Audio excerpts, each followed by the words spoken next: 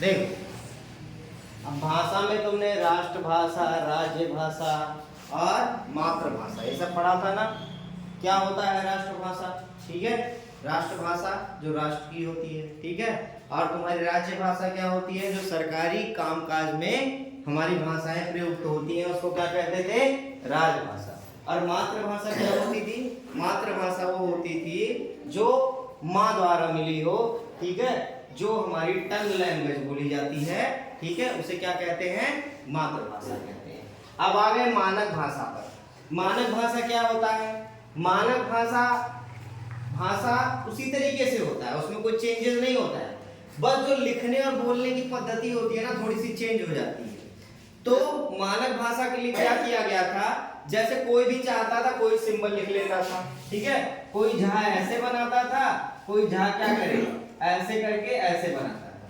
तो दो तरह की झा हो गए, तो आदमी कंफ्यूज होने लगा।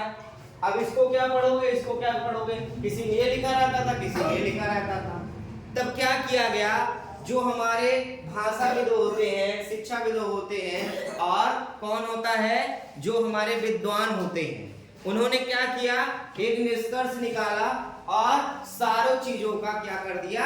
मानक भाषा एक प्रयुक्त कर दिया, स्टैंडर्ड लैंग्वेज प्रयुक्त कर दिया, ताकि कोई उल्टा सीधा ना लिख सके। और अगर जो लिखे भी तो किस फॉर्म में लिखे? स्टैंडर्ड फॉर्म में लिखे, ठीक है, यानी मानक भाषा के रूप में लिखे। ठीक, अब हुआ क्या? जब ये क्या हुआ कि जब दो तीन तरीके के शब्द लिखने जाने लगे, तो आदमी होने लगे कंफ्यूज। तो उसके लिए इन लोगों ने क्या किया?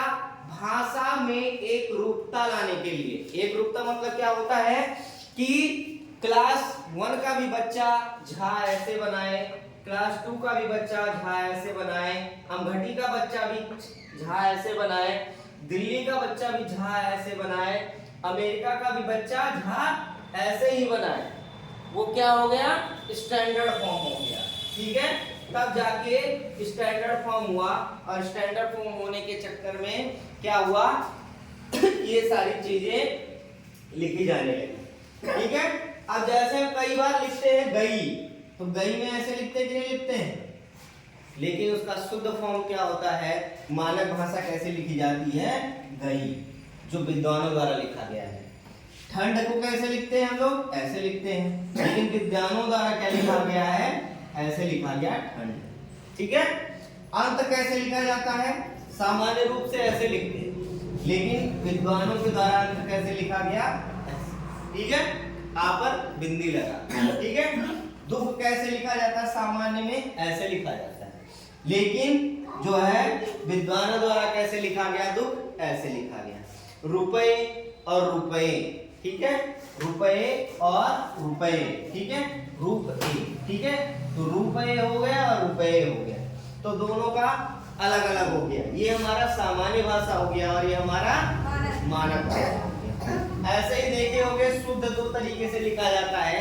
एक तो दा में ही आधा धा लगा दिया जाता है, ठीक, वो भी शुद्ध होता है। और अगर जो हम दा पर आधा लगा दे, ठीक है, हलंत लगा दिया, तो भी क्या हो जाएगा?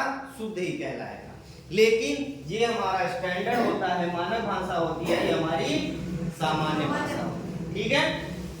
अब जैसे देखो, झा को ऐसे भी लिखा जाता है, ऐसे भी लिखा जाता है, लेकिन मानक हमारा कैसे लिया गया है? ऐसे लिया गया है। ऐसे खा को ऐसे भी लिखते हैं लोग, जनरली ऐसे लिखते हैं, लेकिन जो स्टैंडर्ड फॉर्म खा का है ऐसा है।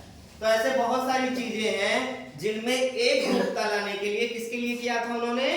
कि जो हमारी लेखनी है या जो हम लिखते हैं उसको शुद्ध रूप से एक फॉर्म में लिखने के लिए उन्होंने क्या किया था? मानक रूप या मानक भाषा बनाया था, ताकि सारे बच्चे, सारे कंट्री के लोग एक ही तरह का लिख सकें। क्लियर है सबको?